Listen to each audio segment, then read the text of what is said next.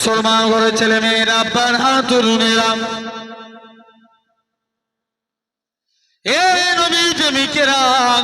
আল্লাহ নবী বেটি ফাতেমা রাদিয়াল্লাহু তাআলা আনহার কাছে ইহুদির মেয়েখানা আবারও চলে আসলো।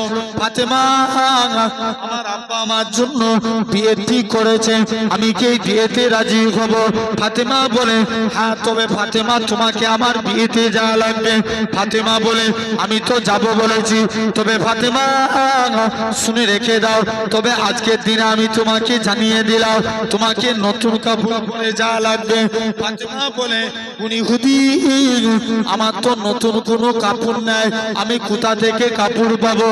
ও যুবকেরা, আল্লাহ নবী বেটি ফাতেমা এমন সময়তে দেখতে পাওয়া যায়।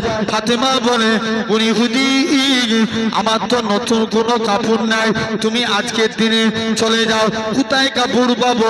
ইহুদির মেয়েখানা বলে, ফাতেমা দরকার হয় আমি তোমায় একখানা কাপড় দান করে দেব। ফাতেমা বলে, উনি হুদি, তুমি আমায় কি কথা শোনালে? আমার আব্বা জান যদি দুনিয়ার সম্পত্তি চাইতো, আল্লাহ পাক তামাম পৃথিবীর সম্পত্তি আমার আব্বা জানের কদমে রেখে দিতে, তুমি আমায় কি কথা শোনালে? ও যুবকেরা, আল্লাহ নবীর বেটি ফাতেমা এরকম ভাবে বলে, ঠিক আছে চলে যাও। ফাতেমা নামাজ পড়ে দোয়া চায়, ফাতেমা নামাজ পড়ে দোয়া চায়, আল্লাহ পাক তুমি ইহুদিদের কাছে মুসলমানদেরকে ছোট করো না, আল্লাহ তুমি আমি ফাতেমার একখানা কাপড়ের বন্দোবস্ত করিয়ে দাও। ফাতেমা কাপড়ের একখানা বন্দোবস্ত করিয়ে দিলে। ফাতেমা নামাজ পড়ে দোয়া চায়, দোয়া চাইতে দেরি, কাপড় আসতে দেরি হলো না। ফাতেমা কাপড়টা নিয়ে দৌড়ে দৌড়ে দৌড়ে আল্লাহ নবী হুজরা মুবারকে চলে গেলেন। ও যুবকেরা, আল্লাহ নবী বেটি ফাতেমা এরকম ভাবে আল্লাহ নবীর কাছে যায়। আল্লাহ নবীর কাছে জিবরাইল আমিন চলে আসে, ইয়া রাসূলুল্লাহ, হাবিবাল্লাহ। ফাতেমার ব্যবহারে আল্লাহ খুশি হয়ে গিয়ে জান্নাতুল ফেরদাউস থেকে ফাতেমার জন্য শাড়ি খানা পাঠিয়েছে। আল্লাহ নবী বেটি ফাতেমা শাড়িটা পরে ইহুদির বিয়ে বাড়িতে চলে গেলেন। ফাতেমা শাড়ি দিয়ে এমন নূর চমকাতে লাগে, গোটা ইহুদির বিয়ে বাড়িটা নূর আর নূর আলোয় আলোকিত হয়ে গেছে।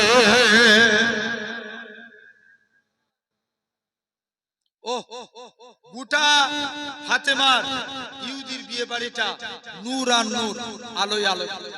আর সবাই মিলে ধরেছে, ফাতেমা তুমি এই শাড়ি পেলে কোথায়? ফাতেমা বলছে,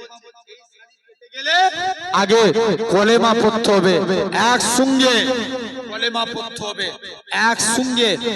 400 ইহুদির মেয়ে ফাতেমার হাতে হাত দিয়ে ইমানের কলেমা পড়ে মুসলমান হয়ে গেলেন। জোরে হলো, আরো জোরে হবে না? আসো, এখন ওই কালো রঙের সাহাবীকে তাড়িয়ে দিয়েছেন। কি কালা? কালো রঙের সাহাবীকে তাড়িয়ে দিয়েছে। এখন মেয়ের বাপ নবীর দরবারে চলে গেছে। মেয়ে বলছে, আব্বা যে বিয়েতে আল্লাহ আল্লাহ রাসূল রাজি, আমি মেয়েও সে বিয়েতে রাজি। মেয়ের বাপ চলে গেছে। মেয়ের বাপ জিজ্ঞেস করছে আল্লাহ নবীকে, যে বলছে, হুজুর আমি আপনার সাহাবীকে তাড়িয়ে দিয়েছিলাম না, তবে আমার সাহাবী আপনার কন্যার বিয়ে দিয়ে দিই, আমার কন্যার বিয়ে দিয়ে দিলাম আপনার সাহাবীর সাথে। নবী বলছে, ঠিক আছে যাও। সাহাবীর বিয়েতে 400 দিরহাম দিনমোহর ধার্য করা হলো। 400 দিরহাম। সাহাবী বলে, হুজুর আমি আহলে সুফা, আমার কাছে কানাকুড়ি টাকা নাই, কি করে আমি স্ত্রীর দিনমোহর আদায় করব? আল্লাহ নবী বলছে, এই ব্যাপার, চলে যাও তুমি আমার জুন্নুরাইন উসমানের কাছে যাও, চলে যাও আমার উসমানের কাছে যাও, আজকের দিনে চলে যাও উসমানের কাছে, যে 200 দিরহাম চেয়ে নিয়েছো। উসমান নবীর কাছে এক সাহাবী গেলেন, হুজুর মেয়ের বিয়ে দেব, একটু আতরের, দেখবেন আমার এলাকাতে সিস্টেম, বিবাহিত নারীরা গায়ে হাতে বিয়ের পর হাতে চুরি পড়ে না, চুরি পড়ে নাকে নাকছাবি পড়ে না, স্বামী মরে গেলে কি চুরি পড়ে না। আরবের সিস্টেম, বিবাহিত নারীরা গায়ে আতর মাখে। আল্লাহ রাসূলের আব্বা আব্দুল্লাহ ইন্তেকাল হয়ে গেছে, আমিনার পেটে জাহানের বাদশা আমিনার শরীর দিয়ে এমন খুশবু বেরোয় গোটা মক্কার জমিনে ছড়িয়ে যায়। জোরে বলো, আরেকটু জোরে হবে না? সবাই মিলে যে বলে আমিনা তুমি কোথা থেকে খুশবু পাও?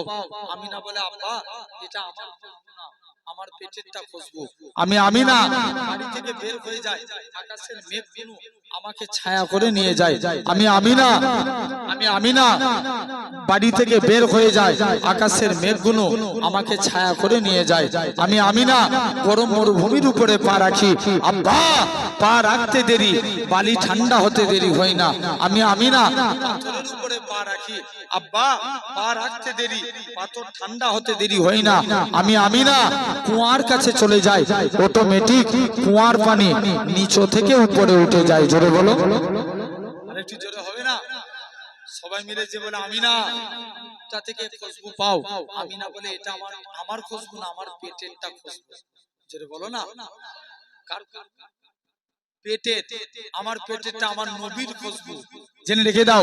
সেই চলে গেলেন আমিনা, আস্তে আস্তে করে একটু মন দেন।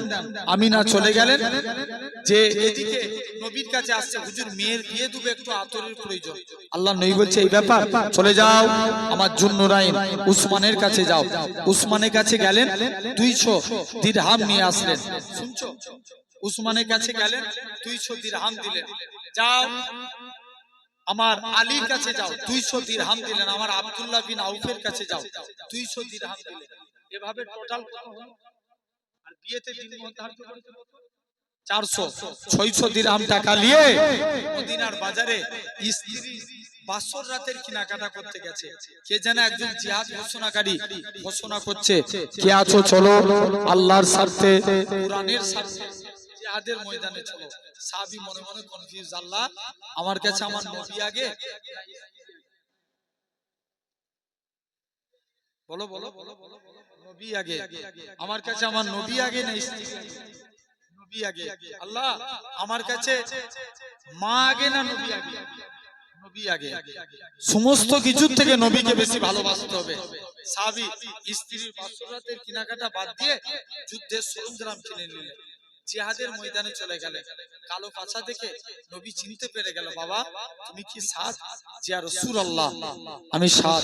আল্লাহ নবী বলছে, বাবা তোমার মনে এতটুকু আল্লাহর ডরই নাই? চলে যাও বাবা, তুমি চলে যাও। সাহাবী যুদ্ধ করতে করতে শহীদ হয়ে ইন্তেকাল হয়ে গেলেন। নবী কবরের দিকে তাকিয়ে একবার কাঁদলেন, আবার মুচকে মুচকে হাসতে লাগলেন। মুসলমান ঘরের ছেলে মেয়েরা, আব্বার তরুণেরা, এই নবী প্রেমিকেরা, আল্লাহ নবী সাহাবী একবার কাঁদে, আবার মুচকি মুচকে হাসতে লাগে। আল্লাহ নবী বলে, ও আমার সাহাবীরা তুমি একবার কাঁদো, আবার কেন হাসো? আল্লাহ নবী বলে, ও আমার সাহাবীরা শুনে রেখে দাও, আমার সাহাবী কালো বলে দুনিয়ার কোন মেয়ে আমার সাহাবীকে বিয়ে করতে চাইতো না, কিন্তু আল্লাহ যার ইজ্জত দেয় এইভাবে ইজ্জত দেয় গো। আমার সাহাবীর কবরটাকে আমার আল্লাহ পাক বেহেশতের গোলাপ ফুলে বাগান বানিয়ে দিয়েছে। তবে ইয়া রাসূলুল্লাহ হাবিবাল্লাহ, হুজুর আপনি কেন লজ্জার সহিত মুখটাকে ঘুরিয়ে ফেললেন? আল্লাহ নবী কি জানা? ও বাবা সাহাবীরা শুনে রেখে দাও, আমার সাহাবী কালো বলে দুনিয়ার কোন মেয়ে আমার সাহাবীকে বিয়ে করতে চাইতো না। কেননা হযরতে বিলাল ছিল কালো, বিলাল কালো বলে সাহাবারা বিলালের সঙ্গে মুসাফা করে না, মুআনাকা করে না। হযরতে বিলালের অন্তরে দুঃখ হতো, আল্লাহ আপনি আমায় কালো করেছেন বলে কেউ আমার সঙ্গে মুসাফা করে না। ও যুবকেরা, আল্লাহ নবী এরকম ভাবে হযরতে বিলালকে আল্লাহ নবী বিলালকে ডাক দিলেন, ও বাবা বিলাল চলে যাও চলে যাও, তুমি একখানা খুরমা নিয়ে আসো। হযরতে বিলাল একখানা খুরমা নিয়ে চলে আসলেন। আল্লাহ নবী বলে, বাবা বিলাল তুমি অর্ধেক খুরমা খাও, বাকি অর্ধেক খুরমা খানা আমি নবী আমার জন্য রেখে দাও। হযরতে বিলাল বাকি অর্ধেক খুরমা খানা আল্লাহ নবীর জন্য রেখে দিলেন। আল্লাহ নবী বলে, ও বাবা বিলাল চলে যাও চলে যাও, তুমি আজকের দিনে এখান থেকে চলে যাও। কোন বিলালের কথা বলি? আমার রাসূলুল্লাহ যখন কাবা শরীফটা এরকম ভাবে আমার রাসূলুল্লাহ বিলালের ছুটাখানাকে সাহাবাদিওকে প্রমাণ করে দিয়েছিল, আমি রাসূলুল্লাহ আমার কালো বিলালকে কতটাই না মহব্বত করে থাকি। নবী বললেন, বাবা সাহাবীরা চলে যাও, আজকের দিনে আমি জানিয়ে দিলাম, আজকের দিনে তোমাদেরকে বলে দিলাম, যাও আমার বিলালকে আমি কবুল করে নিয়েছি। তাহলে মাথায় রাখবেন ভাইরা বাপেরা, এই জিনিসটা থেকে আপনাকে লিয়া রাখবে। তাহলে নবীকে, আমাদের ঈমানকে, এখন বলো ঈমান আগে না মুসলমান আগে? জোরে বলো, ঈমান আগে না মুসলমান আগে? তাহলে আগে ঈমান, তারপরে মুসলমান। খবর নিয়ে দেখো, আজকে তুমি লক্ষ্য করে দেখো, আগে ঈমান তারপরে মুসলমান। তাহলে আগে আমাদের ঈমানকে মজবুত করা লাগবে, বলো ইনশাআল্লাহ। জোর করে বলো ইনশাআল্লাহ। খবর নিয়ে দেখো, তাহলে আজ ভাইরা আব্বারা তরুণেরা লক্ষ্য করে দেখেন, আমাদের ঈমান 4 প্রকার। নাম্বার 1 ইলমুল ইয়াকিন, জ্ঞানের দ্বারা ঈমান।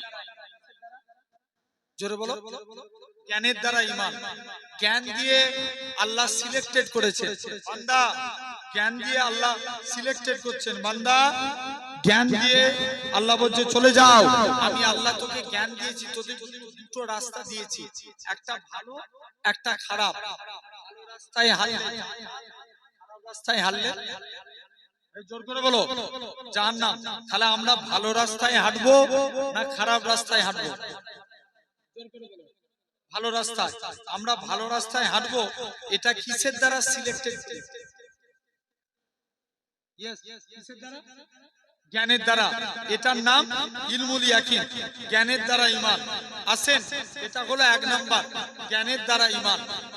2 নাম্বার, তাহলে লক্ষ্য করে দেখো, এই জ্ঞান দিয়ে কিয়ামতের দিন আল্লাহ এক জাহান্নামের ভিতরে এক বান্দা দাউ দাউ করে জ্বলবে, আল্লাহর নাম ধরে ধরে ডাকবে, ইয়া আল্লাহু ইয়া রহমান ইয়া হান্নান ইয়া মান্নান। তুই ডাকছিস কেন? আল্লাহ আমি জাহান্নামের ভিতরে জ্বলছি, আমার এই মাংসপিণ্ড শরীরে আমি জাহান্নামের কষ্ট আল্লাহ সহ্য করতে পারবো না। কি চাস? আল্লাহ জাহান্নামের ভিতরে একটা গাছ আছে, ওই গাছের মধ্যে বসতে চাই, যা তাই করে দিলাম। আর ডাকবি আল্লাহ জাহান্নামের গেটের মধ্যে যেতে চাই, যা তাই করে দিলাম। আর ডাকবি আল্লাহ জান্নাত জাহান্নামের মাঝখানে বসতে চাই, যা তাই করে দিলাম। আর ডাকবি আল্লাহ একবার জান্নাতের গেটের কাছে যেতে পারবো না? জোরে বলবে না? আর একটু জোর করে বলো, চলে যা। একবার কি আল্লাহ জান্নাতের গেটে পা রাখতে পারবো না? মুসলমান ঘরের ছেলে মেয়েরা, আব্বার তরুণেরা, এই নবীর প্রেমিকেরা, আমার আল্লাহ জানিয়ে দেয়, ওই আমার বান্দারে, আমি আল্লাহ তোকে জাহান্নাম থেকে বের করে জাহান্নামের গাছের মধ্যে বসিয়েছি, জাহান্নামের গাছ থেকে আমি আল্লাহ তোকে জান্নাত জাহান্নামের মাঝখানে এনেছি, জান্নাত জাহান্নামের মাঝখান থেকে আমি আল্লাহ তোকে জান্নাতের মনোরম দৃশ্য দেখিয়েছি। আর আমি আল্লাহ কি পারি না, তোর জীবনে পাখার গুনাহটাকে ক্ষমা করে দিয়ে আমি আল্লাহ তোকে আমার রহমতের দয়ার জান্নাত দিয়ে দিলাম। শুধু তাই নয়, আমার আল্লাহ জানিয়ে দেয়, ওই আমার বান্দারে, তোরা একবার আমাকে আল্লাহ বলে ডাক, আমি আল্লাহ তোদের ডাকে 10 বার বান্দা বান্দা করে সাড়া দেব। তোরা যদি 2 বার ডাকি 20 বার সাড়া দেব, তোরা যদি 3 বার ডাকি 30 বার সাড়া দেব, তোরা যদি 10 বার ডাকি 100 বার সাড়া দেব। ওই আমার বান্দারে, তোরা যদি 100 বার আমাকে আল্লাহ আল্লাহ বলে ডাকিস, আমি আল্লাহ তোদের ডাকে 1000 বার বান্দা বান্দা বলে সাড়া দেব। হবে না? আল্লাহ বলছে যা, আমি আল্লাহ 1000 বার তোদের ডাকে সাড়া দেব, চলে যা তোরা আজকের দিনে। তাহলে দেখেন, 1 নাম্বার আল্লাহকে ডাকবো কিয়ামতের দিন। শুনছো বাপেরা, এক বান্দার একটা মাত্র নেকি শোধ করেছে, একটা। আল্লাহর কাছে যে বলবে আল্লাহ আমাকে একটু সময় দাও না, আল্লাহ আমাকে একটু সময় দাও, আল্লাহ আল্লাহ যদি নাজাত পেয়ে যায় সময় দাও আল্লাহ। আল্লাহ বলবে বান্দা তুই সময় নিয়ে কি করবি? আল্লাহ যদি আমি কেউ আমার দুনিয়ায় অনেক আত্মীয় স্বজন আছে, কেউ যদি আমায় একটা নেকি দেয়, আল্লাহ আমি নাজাত পেয়ে যাব। মুসলমান ঘরের ছেলে মেয়েরা, তরুণেরা, এ নবীর প্রেমিকেরা, এরকম ভাবে আল্লাহ নবী বলে, এরকম ভাবে আমার আল্লাহ জানিয়ে দেয় বান্দারে, বান্দাটা কাঁদতে কাঁদতে নিজের বাপের কাছে যাবে, ও জনমদাতা বাপ, আব্বাজান আমাকে একটা নেকি দাও। বাপ বলবে বাবা ছেলে আমি তোকে নেকি দিতে পারবো না, নিজের মায়ের কাছে যাব, ও জনম দুঃখী মা, মা গো তুমি আমাকে একটা নেকি দাও। আল্লাহ আজকের দিনে আমি আমার এরকম ভাবে আল্লাহ আমি আজকের দিনে মায়ের কাছে যেতে পারবো না, এরকম ভাবে আজকের দিনে মাকেও এরকম ভাবে মাও তাড়িয়ে দিবে, নিজের স্ত্রীর কাছে যাবে, ও আমার স্ত্রী তুমি আমাকে একটা নেকি দাও, স্ত্রীও তাড়িয়ে দিবে, সবাই তাড়িয়ে দিবে। বান্দাটা কাঁদতে কাঁদতে দৌড়ে দৌড়ে নিজের এরকম ভাবে নিজের আত্মীয় স্বজনের কাছে যাবে, এ আমার আত্মীয় স্বজনেরা তোমরা আমায় একটা নেকি দাও, কেউ নেকি দিবে না। বান্দাটা নিরুপায় হয়ে কাঁদতে কাঁদতে আল্লাহর আরশে আজিমের দিকে চলে আসবে। একটা বান্দা তার কষ্ট দেখে ডাক দিবে, আল্লাহ পাকে বান্দা বলো তো দেখি তোমার কি হয়েছে, তুমি এত কেন কাঁদো?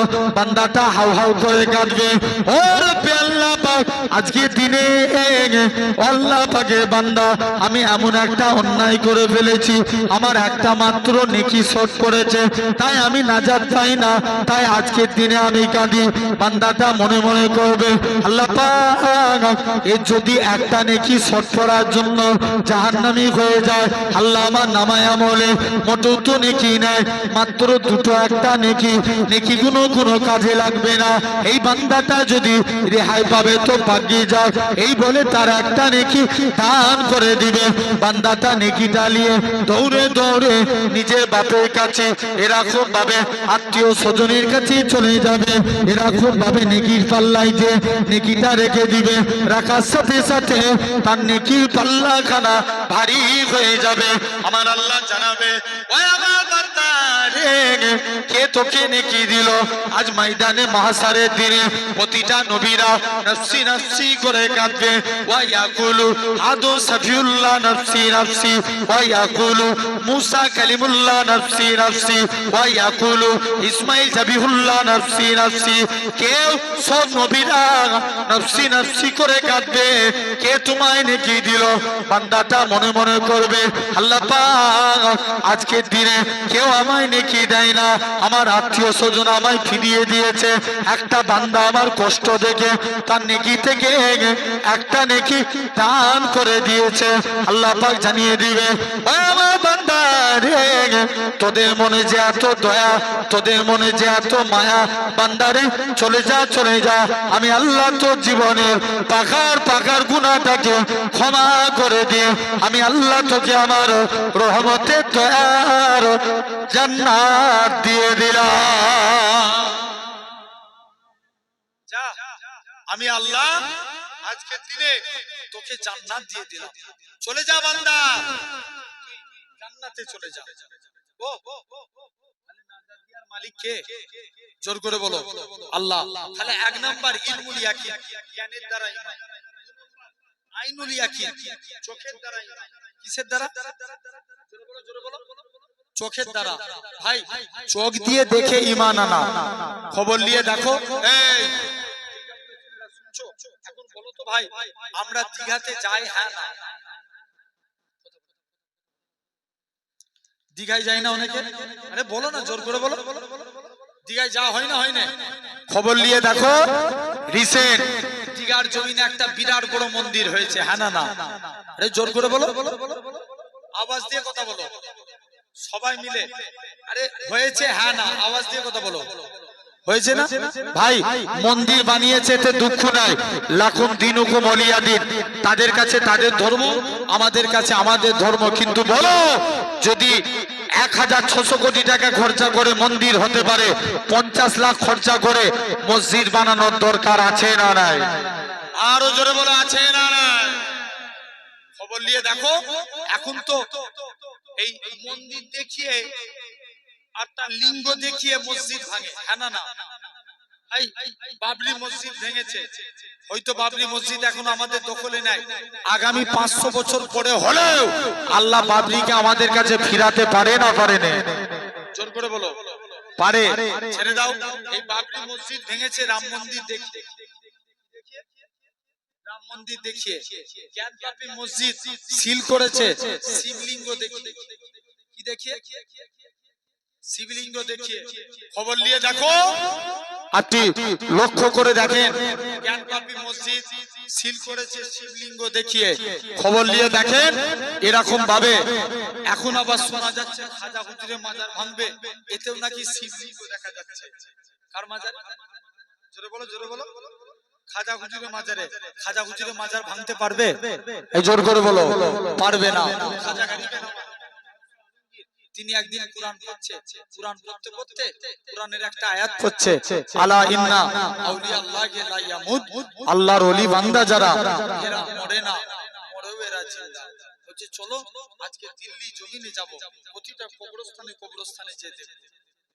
মুসলমান ঘরের ছেলে মেয়েরা, আপনার তরুণেরা, এ নবী প্রেমিকেরা, এরকম ভাবে দিল্লি জমিনে চলে গেলে প্রথম একটা কবরস্থানে যায়, প্রথমবার সালাম দেয়, আসসালামু আলাইকুম ইয়া হালাল কবর। কবর থেকে কোনো আওয়াজ আসে না। দ্বিতীয়বার সালাম দেয়, আসসালামু আলাইকুম ইয়া হালাল কবর। দ্বিতীয়বারও কোনো আওয়াজ আসে না। তৃতীয়বার সালাম দেয়, আসসালামু আলাইকুম ইয়া হালাল কবর। তৃতীয়বারও কোনো আওয়াজ আসে না। বাদশা আলমগীর বলে, এ আমার সৈন্যরা, কবরটাকে ভেঙে দাও, এটা কোনো আল্লাহ পাকের ওলি বান্দার কবর হতে পারে না। ও যুবকেরা, এরকম ভাবে কবর ভাঙতে ভাঙতে 104 অধিক কবর ভাঙা হয়ে গেল।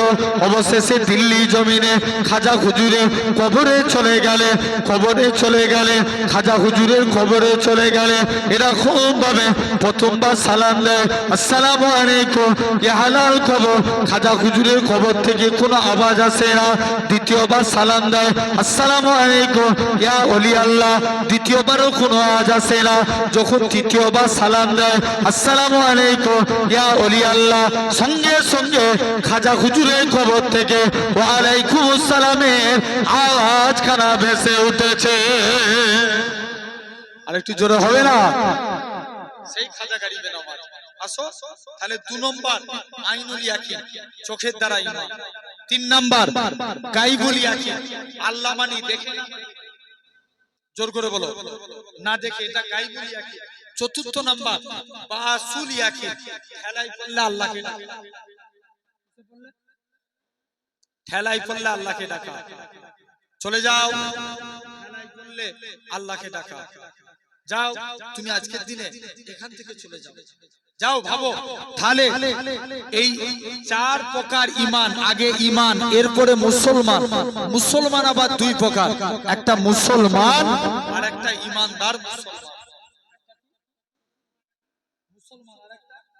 ঈমানদার মুসলমান। ভাই, সলমান খানও মুসলমান, শাহরুখ খানও মুসলমান, বড় বড় পার্টির নেতারা এরাও মুসলমান। এরা মুখে পড়ে লা ইলাহা ইল্লাল্লাহ, আবার দেব দেবীর কাছে মাথা আছে।